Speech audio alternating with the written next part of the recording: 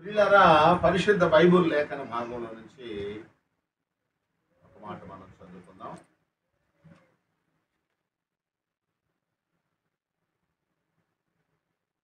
ఆదికాండము 7వ అధ్యాయము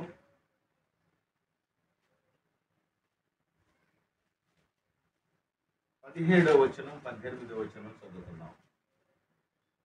ఆ జలప్రవాహము నలువది దినములు భూమి మీద నుండగా జలములు విస్తరించి ఓడను తేర చేసినందున అది భూమి మీద నుండి పైకి లేచింది.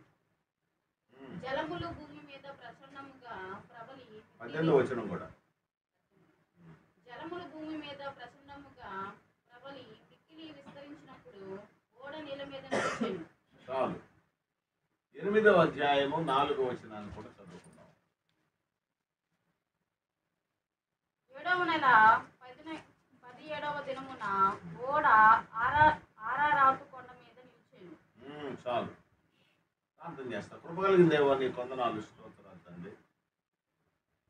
చదవబడిన వాక్య భాగాన్ని మీరు ఆశీర్వదించండి నాయన. ఇందులో ఉన్న మర్మాలు మీ కృపలో మీరు మాకు తెలియజేయండి. మాకందరికీ కావలసిన జీవాహారాన్ని మీరు అందించమని, నన్ను మీ శిలువ చెంత మరుగుపరిచి మాట్లాడమని యేసు నామములో అడుగుచున్నాము తండ్రి.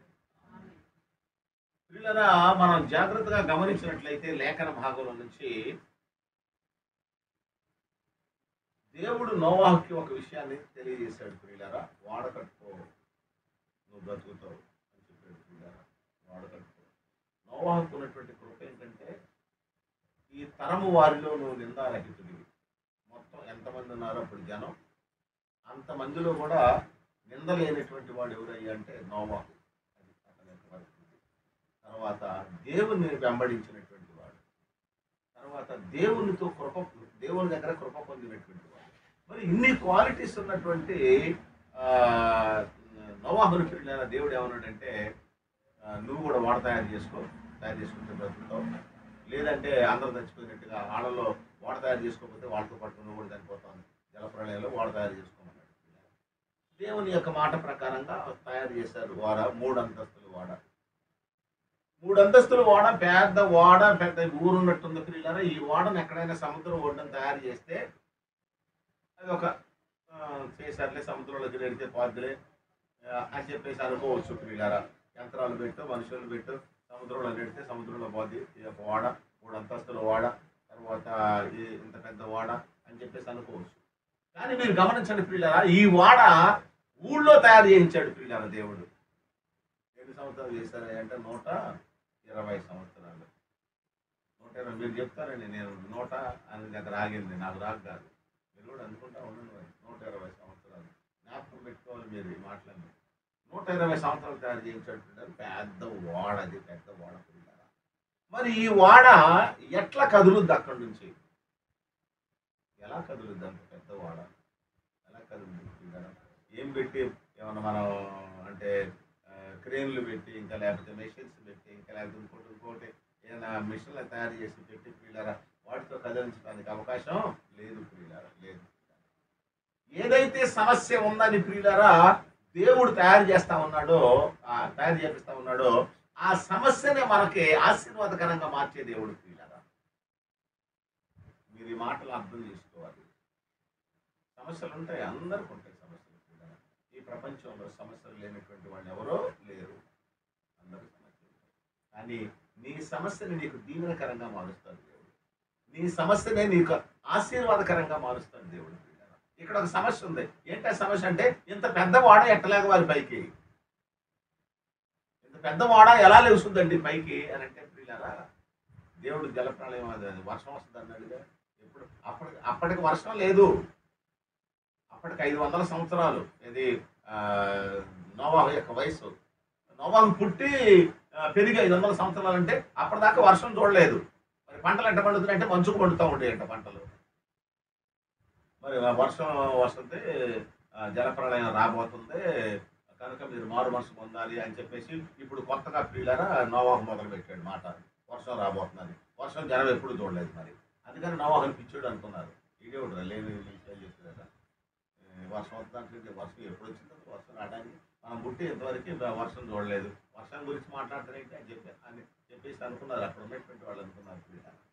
కానీ ప్రియులారా నోవాహును మీరు గమనించండి, దేవుడు చెప్పాడు వర్షం వస్తుందని, అంతే. ఎదురుమా దేవా ఇప్పటివరకు లేదు అయ్యా వస్తుంది అంటావా అని అనలేదు. ఇక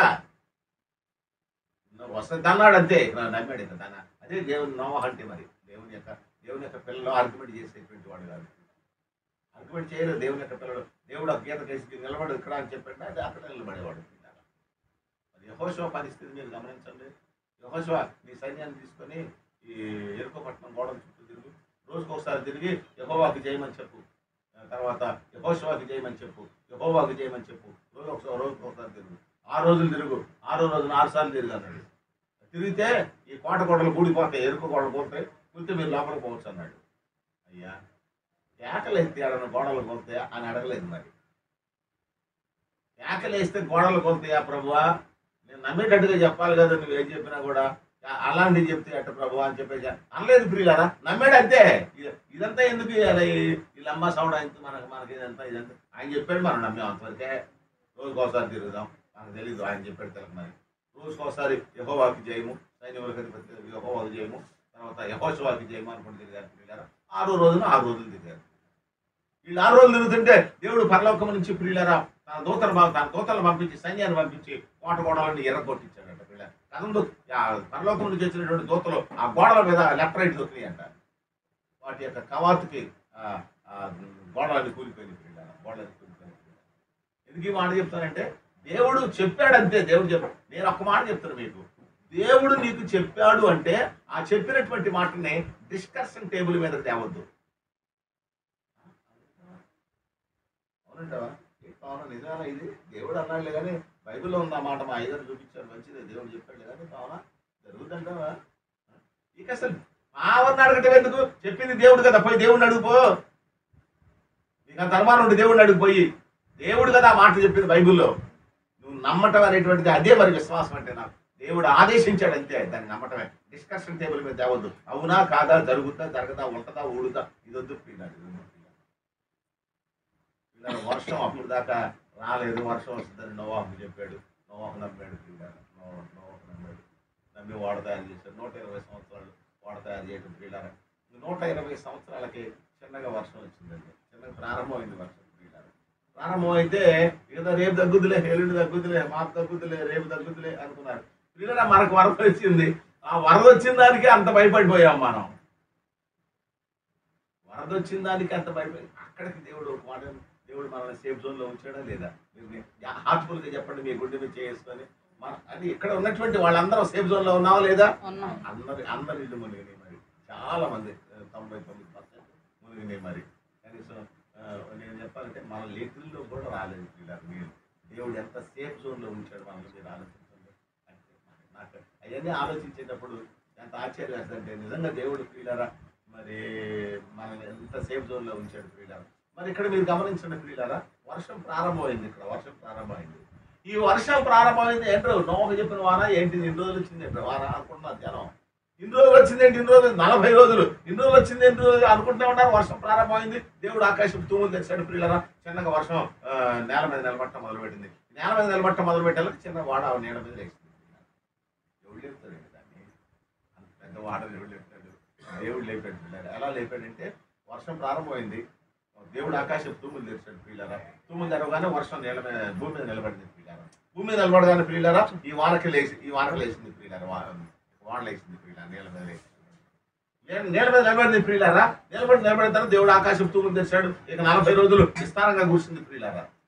మొత్తం ప్రపంచం అంతా నాశనం అయిపోయి ప్రపంచం అంతా లో ఉన్నటువంటి మనుషులందరూ జలపడలు కొట్టుకొని పోతున్నారు ప్రియులారా.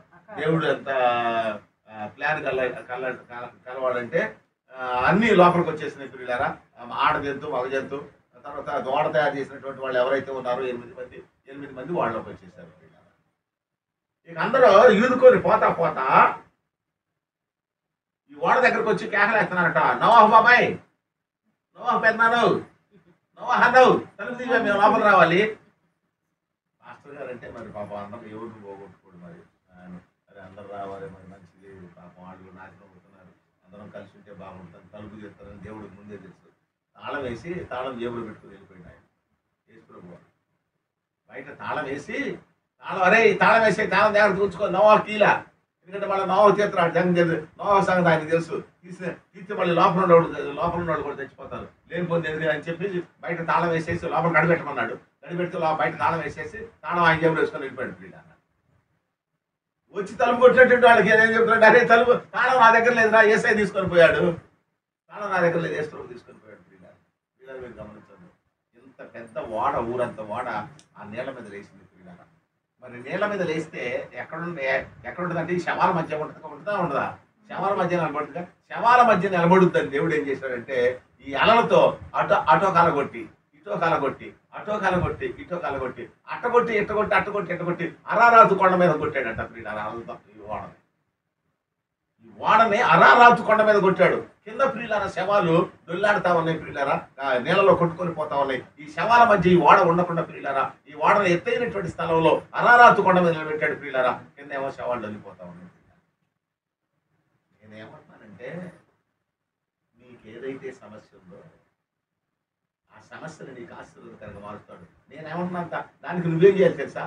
ఆయన ప్లాన్లో ఉండు, ఆయన ప్రణాళికలో ఉండు, ఆయన యొక్క దాన్ని ఏమంటారంటే ఆయన యొక్క గీతలో ఉండు. ఆయన ఏదనుకుంటున్నాడో ఆ స్వారూప్యంలో ఉండాలి. ఆయన అనుకున్నటువంటి ఆ వరుసలో నువ్వు ఉండాలి. ప్రియులారా ఆయన జరగదో ఉంటుందో ఊడుద్దో ఇది ఏం జరుగుద్దో నీ సమస్యనే వాడుకొని నీకు దీవెనిస్తాడు. నీ సమస్యనే వాడుకొని నీకు ఆశీర్వాదకరంగా మారుస్తాడు. నీ సమస్యనే వాడుకొని నేను సేఫ్ జోన్లో ఉంచుతాడు. నీ సమస్యనే వాడుకొని ప్రియులారా నిన్ను బయటపడేస్తాడు. మామూలు విషయం కాదు. దేవుని యొక్క శక్తి అంటే మీకు ఒక విషయం మీరు జ్ఞాపకం చేస్తాను. ఏసేపుని పొతిఫర్ భార్య పట్టుకుంది. పట్టుకుంటే ఓడాయించుకొని పోయాడు. తెలుసు మీకు కథ.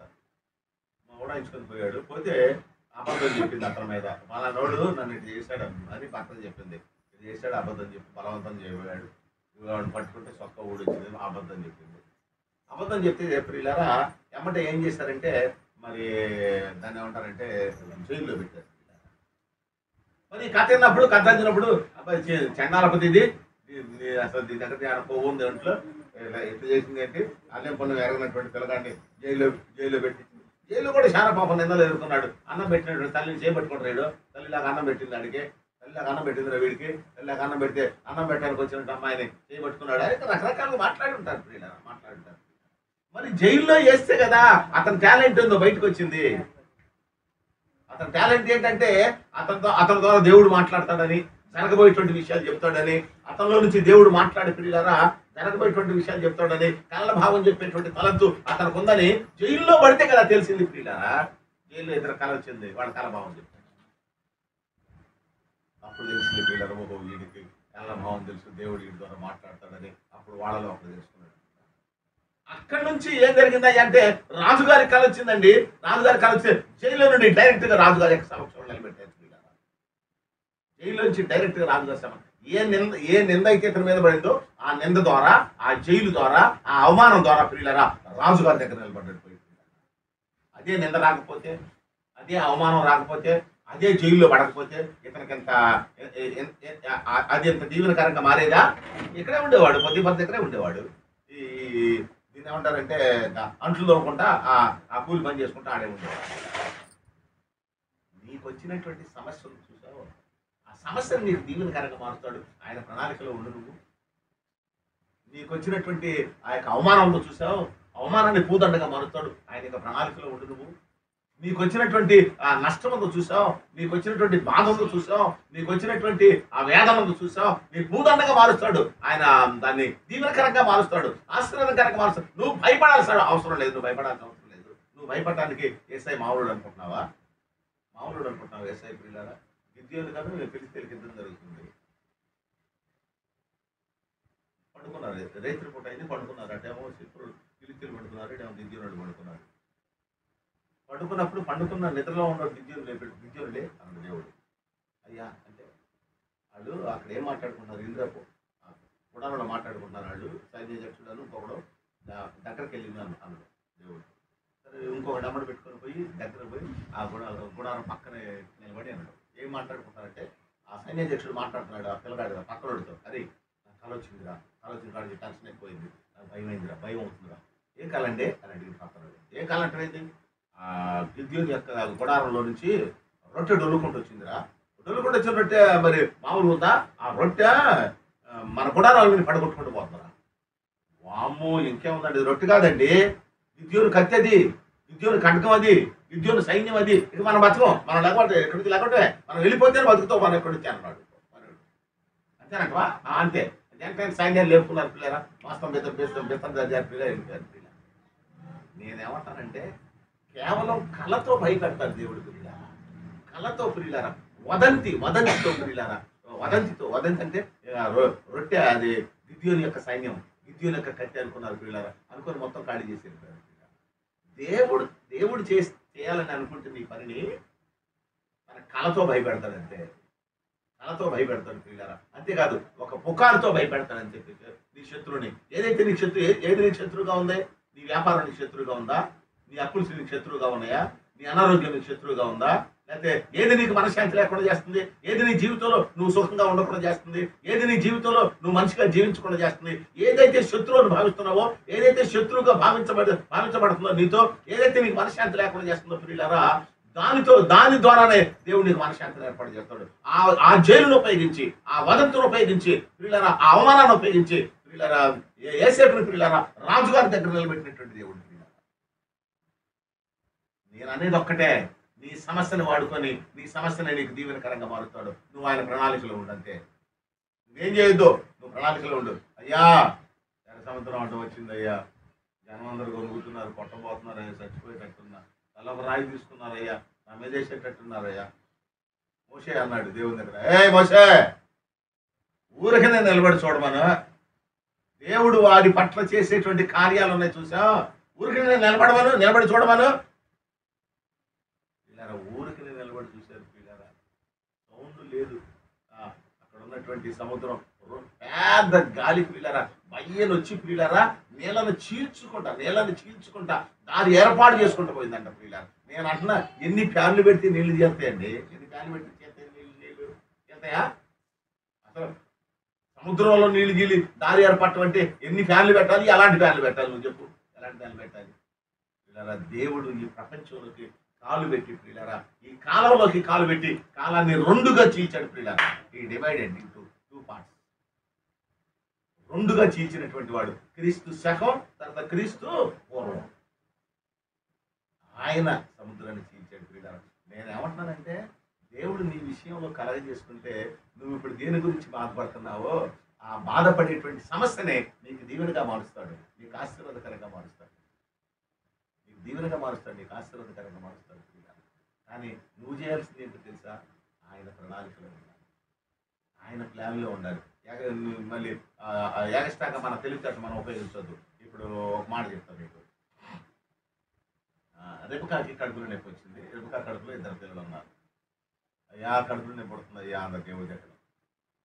అమ్మాయి నీ దగ్గర కవల పిల్లలు ఉన్నారు లోపల కడుపులో, 2 జనపదములు ఉన్నాయి, వాళ్ళిద్దరూ మరి లోపల పోట్లాడుకుంటున్నారు కనుక మరి నువ్వు జాగ్రత్తగా ఉండు, ఇద్దరిని కంటావు, నువ్వు కవల పిల్లలను కంటావు. తర్వాత ఇంకో మాట ఏంటి తెలుసా? ముందు వచ్చినటువంటి వాడు శపించబడతాడు, వెనక వచ్చినటువంటి వాడు దీవించబడతాడు.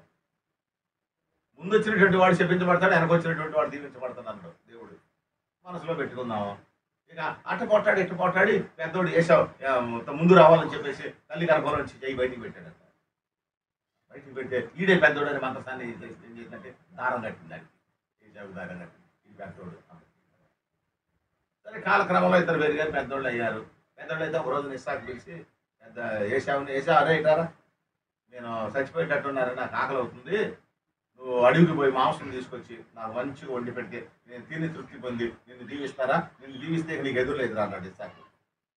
ఈ మాట గుడారం పక్క నుండి భార్య రెబెకా, ఏంది నేను ఎట్లా మాట్లాడుతున్నాండి, అది దేవుడు నాతో చెప్పింది, చిన్నోడు కాదు దీవించబడేది, చిన్నోడు దీవించబడతాను నాతో అన్నాడు. పెద్దోడు చెప్పించబడతానమ్మా, చిన్నోడు దీవించబడతాను కాదు. గర్భంలో ఉన్నప్పుడు అంటే వీళ్ళిద్దరు వేరే పెద్దోళ్ళు అయితే ఇప్పుడు పెద్దోడు దీవిస్తారంటే మరి పెద్దోడు దీవిస్తాం, మరి చిన్నోడు ఏమైపోవాలా? ఇది కాదు, దేవుని మాట నెరవేరాలని ఏమో ప్లాన్ చేసింది.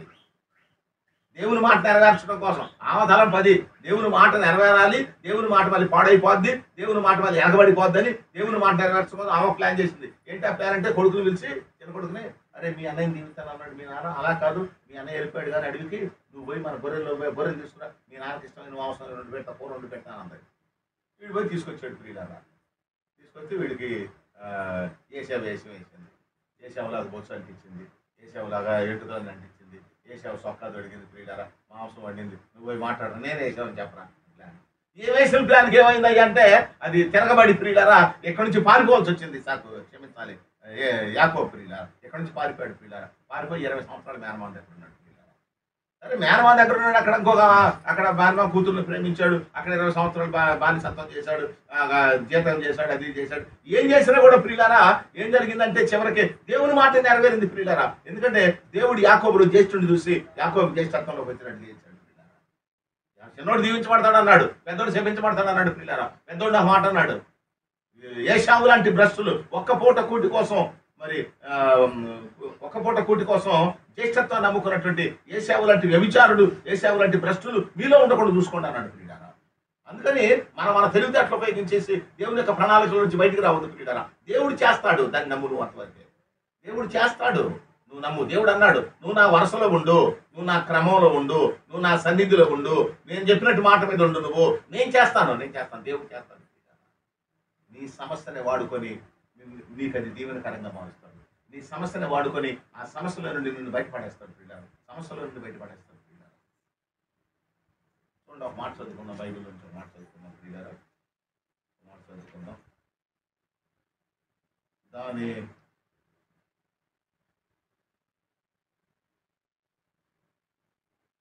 దానియేలు గ్రంథం 2వ అధ్యాయం 13వ వచనం.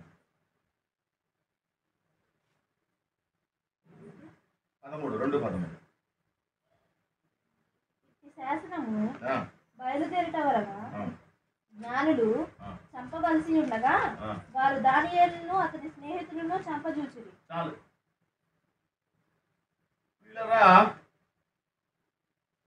నెబుకద్నెజరు కల వచ్చింది, కలని కలభావాన్ని చెప్పాలన్నాడు. ఎవరు చెప్పట్లేదు. వాళ్ళు ఏం చేశారంటే ఆ కల్లీలు దేశం కదండి, వాళ్ళు ఏం చేశారంటే ముందు దానియేలు అన్నాడు, నేను అందరం తప్పుతా అన్నాడు నెబుకద్నెజరు. అది పిచ్చెక్కింది, నేను అందరం తప్పుతా, ఇక నాకు నా కలభావం చెప్పట్లేదు, మీరు వరుసనే నిలబడతాను, మిమ్మల్ని అందరూ నరకాలన్నాడు. నా వరుసనే నిలబడంటే ముందు వీళ్ళు ఏం చేశారు, అందరూ ప్లాన్ చేసి దానియేలు, షడ్రకు, మేషకు, అబేద్నెగోని వీళ్ళు నలుగురు ముందు నిలబెట్టారు. ఫస్ట్ ముందు దానియేలు, తర్వాత షడ్రకు, మేషకు, అబేద్నెగో. ముందు దానియేలు నిలబెట్టి అప్పుడు తెలిసిన దానియేలుకి ఏంటి అబ్బాయి నన్ను నిలబెట్టారంటే జరిగింది ఈ వరుసలో మనం అందరం చచ్చిపోవాలని దేవుడు రాజుగారు రూల్ జారీ చేశారు కనుక మరి ముందు నీ వరుస, నువ్వు చచ్చిపోతే తర్వాత నీ ఫ్రెండ్స్, తర్వాత మేమందరం అన్నది. ఇదంతా ఏంద్రా నేను చెప్తా నేను రాజుగారి దగ్గర తీసుకొని పోటీ అన్నాడు ప్రియులారా. రాజుగారి దగ్గర తీసుకొని పోతే రాజా నేను చెప్తా కలభావం అన్నాడు ప్రియులారా. కలభావం చెప్పాడు ప్రియులారా. కలభావం చెప్పిన తర్వాత ఏం జరిగిందో తెలుసా? చూడండి 46వ వచనం, దాంట్లో 46వ వచనం. నెబుకద్నెజరు దానియేలునకు సాష్టాంగ నమస్కారం చేసి అతన్ని పూజించి నైవేద్యము ధూపములను అతనికి సమర్పింప ఆజ్ఞాపించింది. చాలు పిల్లరా, బానిసగా వచ్చినటువంటి దానియేలుకి సాష్టాంగ నమస్కారం చేసి పూజ చేశాడు పిల్లరా. మీరు ఈ మాట బాగా అర్థం చేసుకోవాలి, మనసులో పెట్టుకోవాలి పిల్లరా. బానిసగా వచ్చినటువంటి దానియేలుని వాళ్ళు చంపించాలనుకున్నారు. బానిసగానే చూశాడు ప్రియులారా.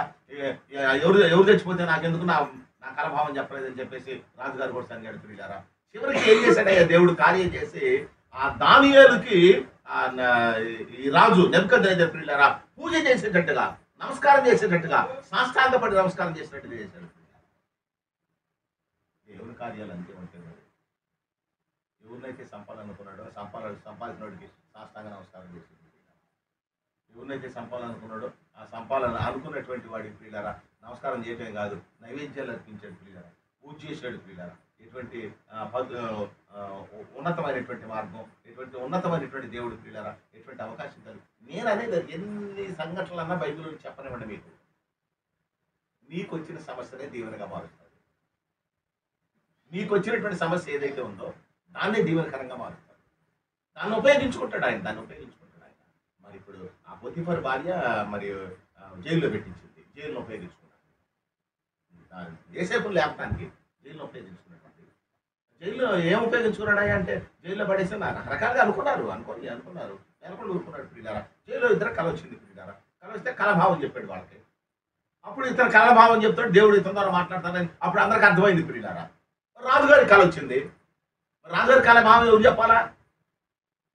నాన్నోడు రాజుగారి కాలభావం చెప్తాడని రాజుగారి దగ్గర ఉన్నాడు, వాడు కాలభావం చెప్పించుకున్నాడు. వాడు చెప్పాడు రాజుగారికి, పిలిపించండి అన్నాడు రాజు.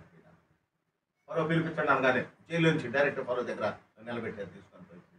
మరి జైలును ఉపయోగించుకొని, పోతీఫరు భార్యను ఉపయోగించుకొని, ఆ నిందను ఉపయోగించుకొని, అక్కడ ఉన్నటువంటి అవమానాన్ని ఉపయోగించుకొని యోసేపు ప్రియులారా గొప్పవాడేటట్టు దేవుడు చేశాడు. నిన్ను కూడా అంతే. వాళ్ళ అవమానం వచ్చిందని కాదు, లేకపోతే వాళ్ళ మనం వెనకబడ్డామని కాదు, ఇవాళ మన దగ్గర డబ్బులు లేవని కాదు, ఇవాళ మనం చిన్నోళ్ళమని కాదు, ఇవాళ మనం ఇంకా ఇంకొక రకంగా ప్రియులారా వెనకబడిపోయామని కాదు ప్రియులారా. దేని విషయంలో నువ్వు వెనకబడ్డావో, దేన్ని చూసి భయపడతా ఉన్నావో, దేన్ని చూసి నువ్వు గడగడలాడిపోతా ఉన్నావు ప్రియులారా, ఆ గడగడలాడేటువంటి దాన్ని బట్టి దేవుడు నేను దీవించాలనుకుంటున్నాడు ప్రియులారా. ఒక మాట చూడండి బైబిల్లో నుంచి చివరిగా న్యాయాధిపతుల గ్రంథం 6వ అధ్యాయం 12వ వచనం. 6:12.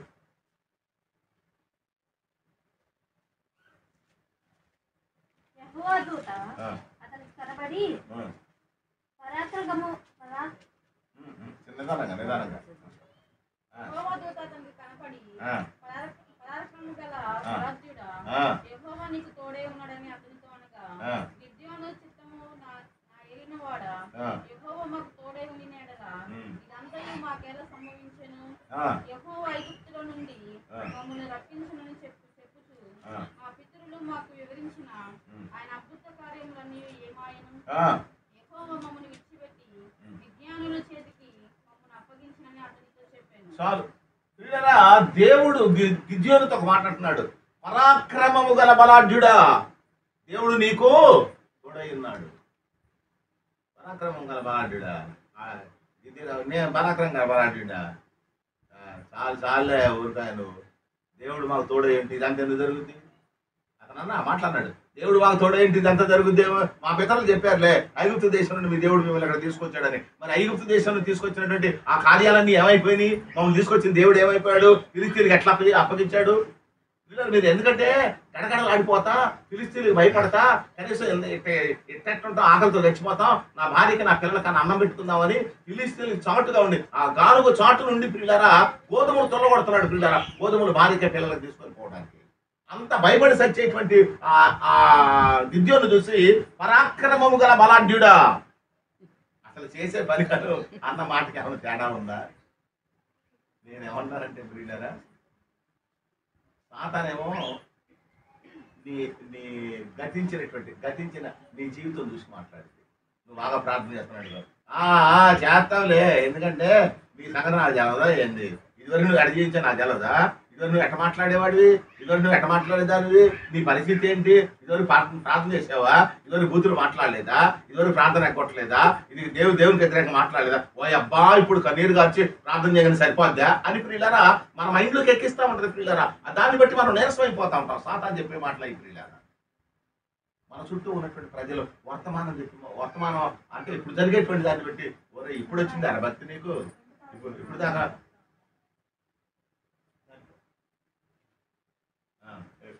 మన చుట్టూ ఉన్నటువంటి జనం ఏమంటారంటే ఇప్పుడు వచ్చింది అలా భక్తి నీకు, ఇప్పుడు దాకా నువ్వు ప్రార్థన పోలేదా, మీ అమ్మ ప్రార్థన పోలేదా, మీ నాన్న ప్రార్థన పోలేదా, మీరందరూ ప్రార్థన తిరగలేదా, ఇప్పుడు వచ్చింది ఆ భక్తి నీకు అని జనవాన్ని మనం నీరసపరుస్తూ ఉంటారు ప్రియులారా. సాతానేమో జరిగిపోయిన దాని గురించి చెప్పి నీరసపరుస్తుంది. అలాగే ప్రియులారా మనుషులేమో ఇప్పుడు జరుగుతున్న దాన్ని బట్టి నీరసపరుస్తారు. కానీ దేవుడు భవిష్యత్తును చూసి మాట్లాడతారు ప్రియులారా.